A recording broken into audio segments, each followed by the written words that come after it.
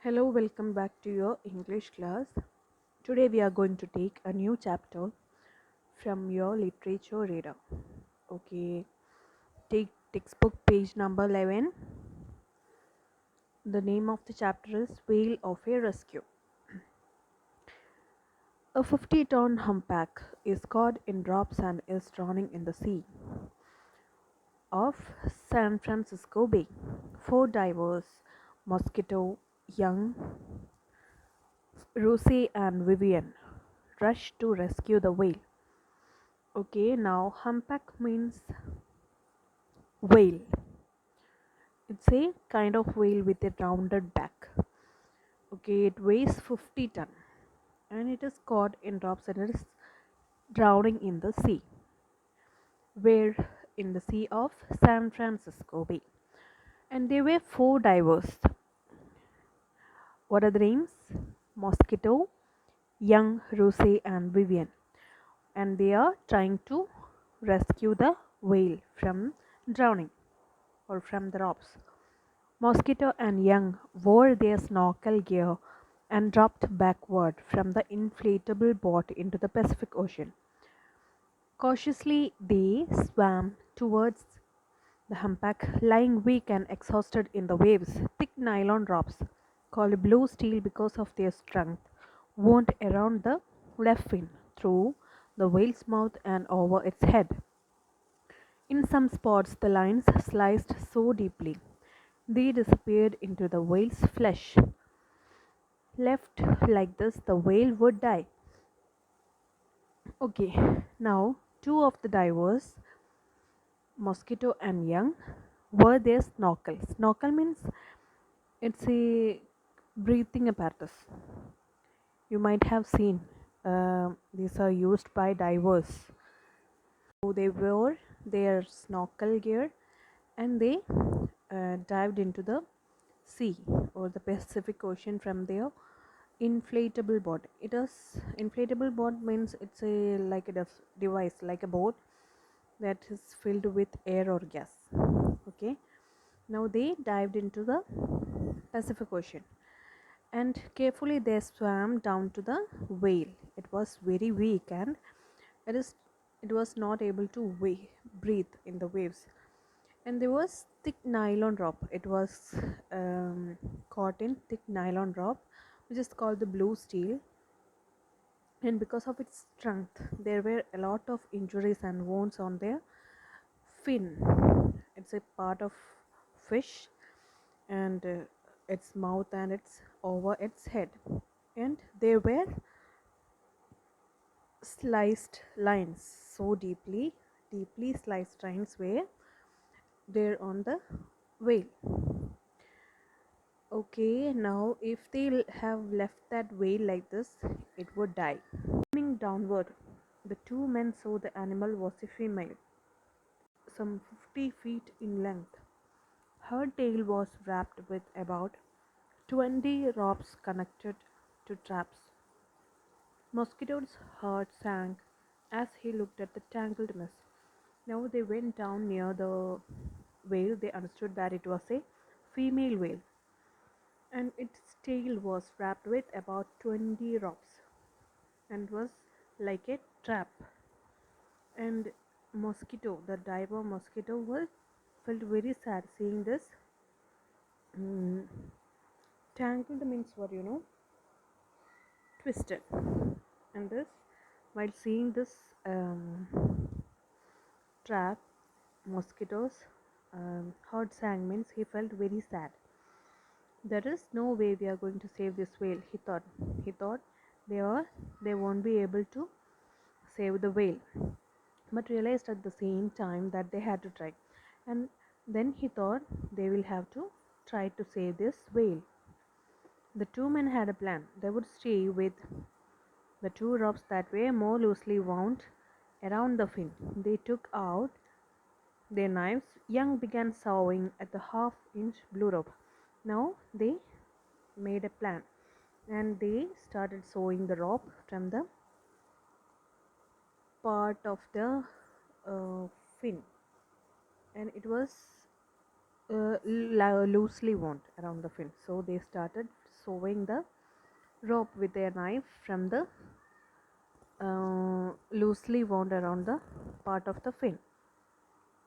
And the mosquito used a double bladed knife that worked like a pair of scissors. Instead of thrashing at them with their fin, the whale stopped moving, completely resting in the swells. They thought they might be pushed out by the whale. But what happened? The whale didn't move and it took rest in the waves. Even after they cut her flipper free, she remained still and calm. I think she knows we are trying to help her, they told each other. And after mm, cutting her flipper free, she remained still and calm. She didn't move. And they understood that she knows that they are trying to help her. Mosquito dived down to free the tangle around the whale's tail.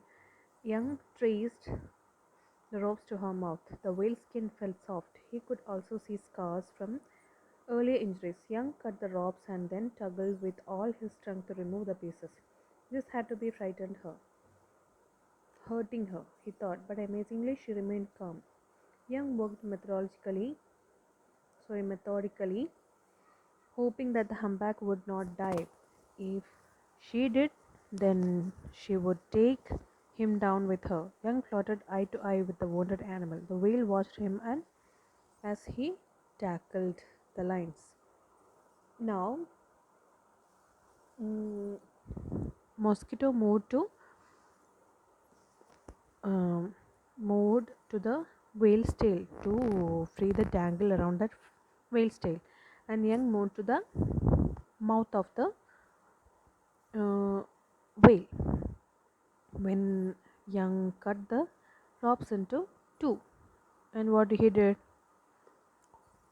and he pulled with all his strength to remove the pieces, and he thought it will be very hurting for the whale, and they thought it will dive into the sea. But amazingly, what it did, it didn't do anything. It remained calm. Tail mosquito sliced through the nylon bonds as quickly as he could. Each time he cut one, the humpback eased her tail into position again. While Mosquito and Young worked, two more divers, Jason Rossi and Ted Vivian, joined them. They began the job of removing pieces of rope from the whale's mouth. And while they were removing the ropes, two more divers came. Who were they? Jason Rossi and Ted Vivian. They also joined the other divers.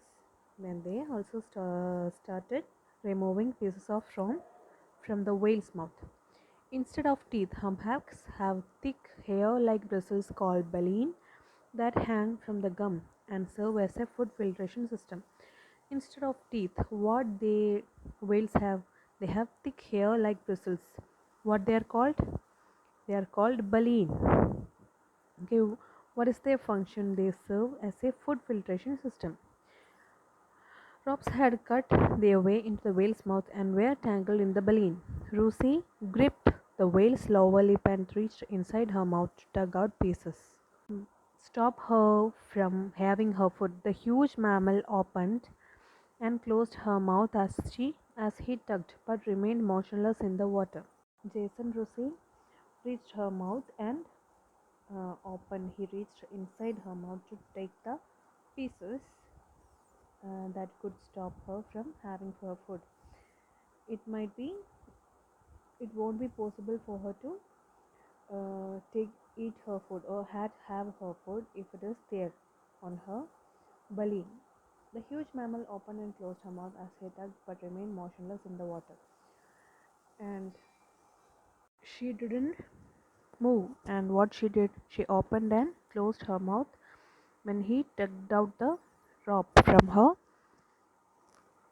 mouth. It had been well over an hour since the rescuers arrived on the scene. When Mosquito got down to the last few ropes, they were deeply embedded in the blubber or layers of fat in the tail, and he wouldn't pry them loose. Not knowing what the animal would do, he shoved his knife in and began to cut away. "I'm almost there," he mumbled through his breathing apparatus. "Just two more. I will be done and you will be free." Now, it's been 1 hour since their divers are rescuing the whale. Now, there were only few more ropes to cut away. They were deeply embedded means what you know? Had cut into firmly and deeply. They have to cut it very deeply. Okay,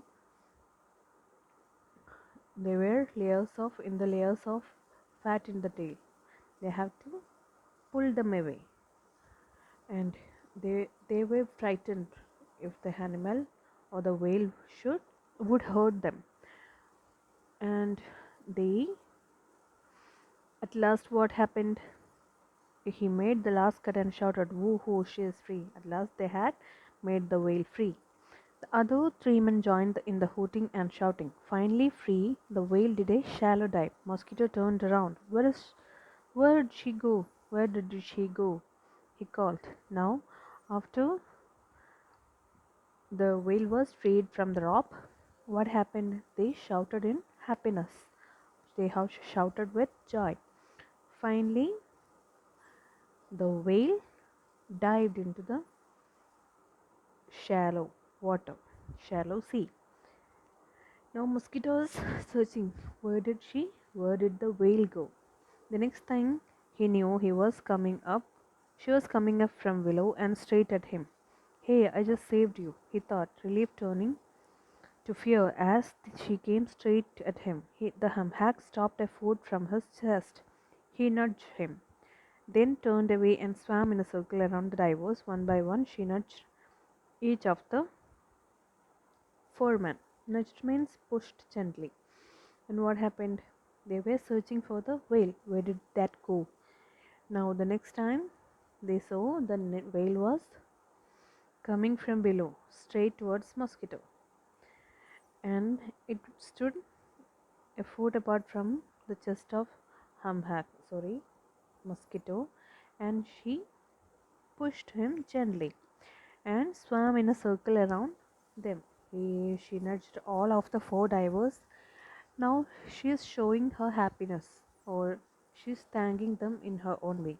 Tim Young, who was had more than his share of adventures, had this to say: "I spent 26 years in the military doing high risk rescues. Nothing been more rewarding than this one. Nothing."